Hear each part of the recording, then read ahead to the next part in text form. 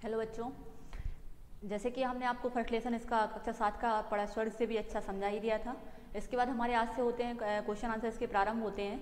सबसे पहले हमारा क्वेश्चन आंसर में सबसे पहले क्वेश्चन आएगा, अपनी मिठास का जल उनमें मिलाता आया, श्री कवि का क्या तात्पर्य है। मतलब कवि अपनी मिठास का जल उसमें क्यों मिलाता आया है, उससे कवि का क्या तात्पर्य। मतलब कवि पूछ रहा है कि वह अपनी मिठास का जल, मतलब जो हमारा देश, हमारा भारत देश था, वो अपनी मिठास का जल खारे से खारे समुद्र को अपने अपने बाहों में भर लेता था और उसमें अपनी मिठास का जल उसमें मिला देता था। तो ये क्यों मिलाता आया, किसे, इससे क्या तात्पर्य है, मतलब इससे पूछ रहा है कि इससे क्या तात्पर्य है। तो इससे हमारा इसका अर्थ हो जाएगा कि प्रस्तुत पंक्ति से कवि का तात्पर्य है कि भारत ने अपनी मृदु भाषा मतलब मधुर भाषा से पूरे विश्व में मिठास घोल दी थी।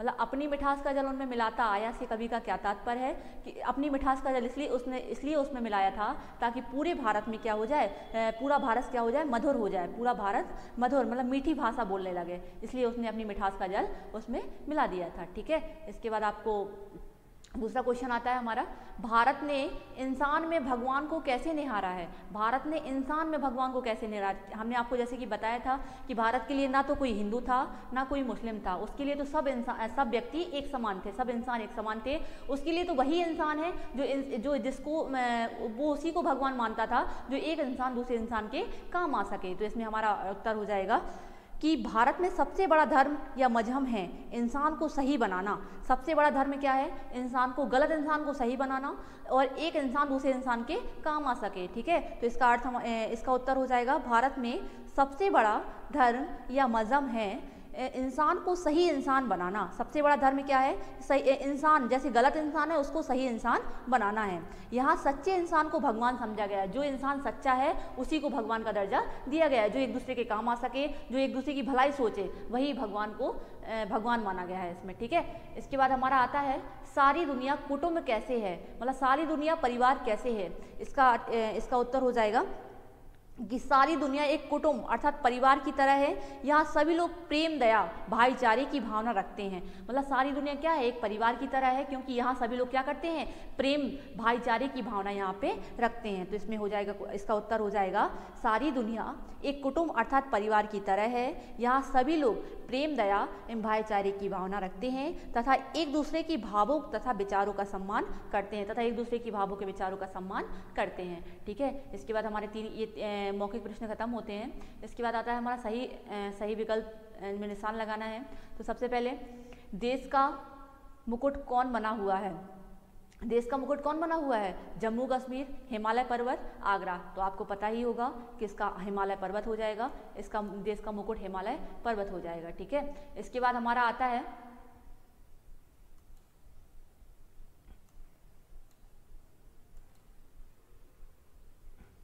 जिसका मुकुट क्या हो जाएगा, हिमालय पर्वत हो जाएगा। ठीक है, इसके बाद आता है भारत का सारा दर्शन कहाँ पनपा है।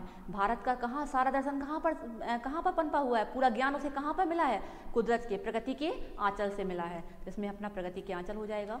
इसके बाद आता है, कुदरत का सारा कोष किसके लिए खुला है, अमीरों के लिए, गरीबों के लिए या सबके लिए। तो अपने भारत का जो खजाना था वो किसके लिए खुला हुआ था, सबके लिए खुला हुआ था, इसलिए इसमें आ जाएगा सबके लिए खुला हुआ है। इसके बाद आता है हमारा, इस कविता में कवि ने किसकी महिमा का वर्णन किया है, अपने परिवार की या अपने देश की। अपने देश की महिमा का वर्णन किया है ना, देश के बारे में बताया है ना भारत ने। इसके बाद आता है हमारे लघु उत्तरीय प्रश्न, कवि ने अपने देश को किससे अच्छा बताया है। कवि ने अपने देश को किससे अच्छा बताया था कि हमारा देश किससे, स्वर्ग से भी अच्छा है, मतलब जन्नत से भी अच्छा है। तो इसमें हमारा आंसर हो जाएगा कि कवि ने अपने देश को स्वर्ग से भी अच्छा बताया था। इसके बाद हमारा ये आंसर समाप्त होता है। इसके बाद आता है हमारा दूसरा क्वेश्चन है, भारत में चिंतन का केंद्र कहाँ रहा है। भारत में चिंतन मतलब सोच का केंद्र कहाँ पे रहा है, तो वो कहाँ पे रहा है, सोच का केंद्र हमारा तपोवन में। कहाँ पे रहा है, जहाँ पे बड़े बड़े ऋषियों मुनियों ने क्या किया है, मतलब तप किए हैं, यज्ञ किए हैं, तो वहाँ पे हमारा क्या रहा है, चिंतन का केंद्र रहा है। तो इसका उत्तर हो जाएगा, भारत में चिंतन का केंद्र तपोवन में रहा है। भारत में चिंतन का केंद्र तपोवन में रहा है। ये आंसर हमारा समाप्त होता है। इसके बाद हमारा तीसरा आंसर है, तीसरा क्वेश्चन क्या है, भारत ने किसके कल्याण की कामना की है, भारत ने किसके कल्याण की कामना की थी। इससे हमारा आंसर हो जाएगा कि भारत ने सबके कल्याण की कामना की थी, कि सबका कल्याण हो और सब सुखी रहें। ठीक है, तो उसने सबके कल्याण की कामना की थी, क्योंकि भारत एक इंसान का नहीं, वो तो सबका है, इसलिए उसने सबके कल्याण की कामना की थी। ठीक है, इसके बाद हमारे दीर्घ उत्तरीय प्रश्न आते हैं। खारे समुद्र भी यह बाहों में भरता आया, पंक्ति का क्या तात्पर्य है। इस पंक्ति का तात्पर्य प्रस्तुत पंक्ति में इसका उत्तर हो जाएगा। प्रस्तुत पंक्ति में कवि कहना चाहता है कि भारत अपने आचरण से कड़वा बोलने वालों को भी साथ लेता हुआ चलता है। भारत क्या था, अपने आचरण, उसका आचरण ही ऐसा था कि वो अपने साथ कड़वे बोलने वालों को भी अपने साथ लेकर चलता था। कुछ लोग हमेशा इसकी बुराई करते रहते हैं, लेकिन यह फिर भी उनके साथ अच्छा व्यवहार करता था। खारे समुद्र से अपनी बाहों में भरता, मतलब बुरे से बुरे इंसान, खारे से खारे, मतलब बुरे से बुरे इंसान को भी यह अपने साथ में लेकर चलता था। जो इंसान इसकी बुराई भी किया करता था उसको भी यह अपने साथ में लेकर चला करता था। जिसका आंसर हो जाएगा, प्रस्तुत पंक्ति में कवि कहना चाहता है कि भारत अपने आचरण से कड़वा बोलने वालों को भी साथ लेता हुआ चलता है। क्यों, कुछ लोग हमेशा उसकी बुराई करते हैं, उसकी बुराई करते रहते हैं, लेकिन यह फिर भी उनके साथ अच्छा व्यवहार करता रहता है। ये हमारा पहला आंसर समाप्त होता है दीर्घ उत्तरीय का। दूसरा क्वेश्चन क्या कह रहा है, भारत की सोच कैसी रही है, हमारे भारत की सोच कैसी रही है। तो इसका आंसर हो जाएगा कि भारत की सोच सदा ऐसी ही रही है कि पृथ्वी तथा आकाश सभी के लिए हैं, आग, पानी, ऊर्जा, वायु प्रयोग के सभी के लिए हैं, कुदरत का खजाना सभी लोग के लिए है। मतलब इसमें हमने बताया था आपको कि भारत की सोच कैसी रही। भारत की सोच यही रही है कि हमारे भारत में जो भी है, जल, वायु, अग्नि, पवन, जो है वो सबका है, किसी एक इंसान का नहीं है। ये हमारे भारत का खजाना है जो सबका है। तो इसमें आंसर हमारा वही हो जाएगा कि भारत की सोच सदा ऐसी ही रही है कि पृथ्वी तथा आकाश सभी के लिए हैं, आग, पानी, ऊर्जा, वायु का प्रयोग सभी के लिए है। मतलब सबके लिए जितनी भी जो सुविधाएं हैं वो सब हमारे भारत के ही हैं, वो सबके लिए हैं। ठीक है, किसी एक इंसान के लिए नहीं है। इसके बाद ये कुदरत का जो खजाना है, कुदरत का खजाना सभी के लिए खुला पड़ा है। ठीक है, इसके बाद हमारा तीसरा क्वेश्चन क्या कह रहा है, हमारा दूसरा क्वेश्चन भी समाप्त होता है, दूसरा आंसर। इसके बाद तीसरा क्वेश्चन, कविता की अंतिम 3 पंक्तियों में कवि ने भारत की किन विशेषताओं को बताया है।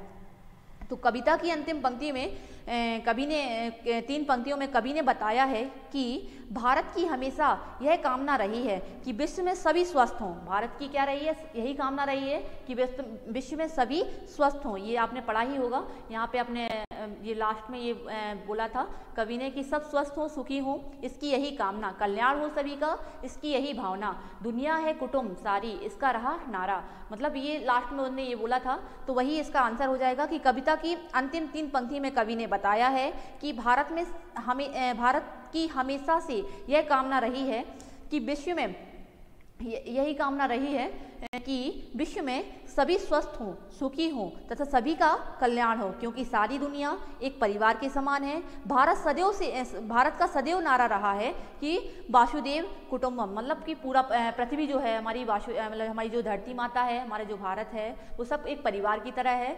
इसको हमें सबको क्या करना चाहिए, मिलकर रहना चाहिए। इसके बाद हमारा ये पंक्ति भी समाप्त होती है, तीसरा क्वेश्चन भी समाप्त होता है। इसके बाद आता है हमारा प्रश्न नंबर तीसरा, निम्नलिखित पंक्तियों का भाव स्पष्ट कीजिए। तो इसका भाव हमें स्पष्ट करना है। इसका रहा चिंतन आसन तपोवन में, पनपा है सारा दर्शन कुदरत के आंचल में, सादा रहा है जीवन ऊंची विचारधारा। तो हमने आपको बता ही दिया था। इसमें कवि कहना चाहता है, कवि भारत माता के लिए, मतलब अपने भारत देश के लिए कह रहा है कि प्रस्तुत पद्यांश में कवि कहता है कि भारत में ऋषि मुनियों ने वनों में चिंतन किया। हमने आपको बताया था कि भारत में ऋषि मुनियों ने कहाँ पे वो किया, चिंतन किया था, कहाँ पे उन्हें ज्ञान प्राप्ति कहाँ पे हुई थी, उन्हें ऋषि मुनियों ने चिंतन कहाँ पे किया था, वनों में किया था। ठीक है, तो इसका रहा चिंतन आश्रम तपोवन में, ऋषि मुनियों ने इसका चिंतन कहाँ पे किया था, वनों में किया था। पनपा है सारा दर्शन कुदरत के आंचल, इन्हें सारा ज्ञान कहाँ से पनपा है, कुदरत के आंचल से पनपा है, इन्हें पूरा ज्ञान पृथ्वी के आंचल से प्राप्त हुआ है। सादा रहा है जीवन ऊंची विचारधारा, इनका जीवन बिल्कुल सादा रहा है और इनकी विचारधारा भी बहुत ज़्यादा ऊंची रही है। तो इसमें हमारा भाव हो जाएगा, प्रस्तुत पद्यांश में कवि कहता है कि भारत में ऋषि मुनियों ने वनों में चिंतन किया है, उन्होंने सारे दर्शन तथा ज्ञान कुदरत के आंचल से प्राप्त किए हैं, उनका जीवन सादा तथा विचार उच्च रहे हैं। ये हमारा, इसके बाद ये पंक्ति पूरी समाप्त होती है। इसके बाद हमारा भाषा और व्याकरण में तो सबसे पहले आ जाएगा निम्नलिखित शब्दों में प्रत्यय जोड़कर भाववाचक संज्ञा बनाओ। तो इसमें प्रत्यय जोड़ना है, तो हमारा इसमें प्रत्यय में सुंदर में क्या हो जाएगा, प्रत्यय में ता, इसमें प्रत्यय कैसे लगती है, तो इसमें सुंदरता, इसमें हो जाएगा सुंदरता। ठीक है, इसके बाद हमारे यहाँ पे आ जाएगा ऊंचा, तो ऊंचा में हमारा क्या हो जाएगा, ऊंचाई। सुदृढ़ में हमारा क्या हो जाएगा, सादगी, सुदृढ़ में हमारा क्या हो जाएगा, सुदृढ़ता। और सादा में हमारा क्या हो जाएगा, सादगी। और स्वस्थ में हमारा क्या हो जाएगा, स्वास्थ्य। ये स्वस्थ छोटा लिखा है, उसको स्वास्थ्य लिखना है। ठीक है, इसमें सुखी में हमारा क्या हो जाएगा, सुखद। ठीक है, इसके बाद हमारा आता है पर्यायवाची शब्द।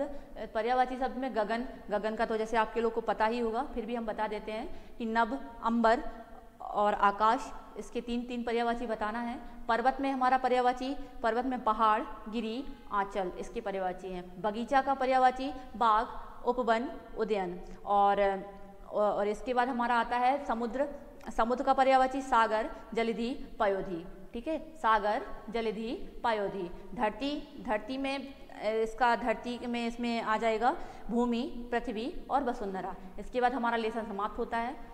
और इसकी आपको पूरी लेसन की PDF आपको हमारे स्टडी मटेरियल पे मिल जाएगी, जो अपने स्कूल का एप्लीकेशन है उस पर पूरी इसकी PDF बहुत अच्छी तरीके से मिल जाएगी।